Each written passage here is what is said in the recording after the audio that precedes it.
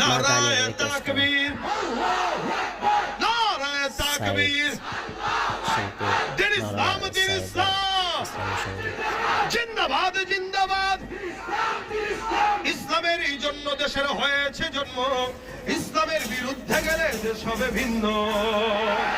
ইসলামের বিরুদ্ধে যারা নিয়েছে অবস্থান, এই বাংলায় ঠাই হবে না, যাও হিন্দুস্তান।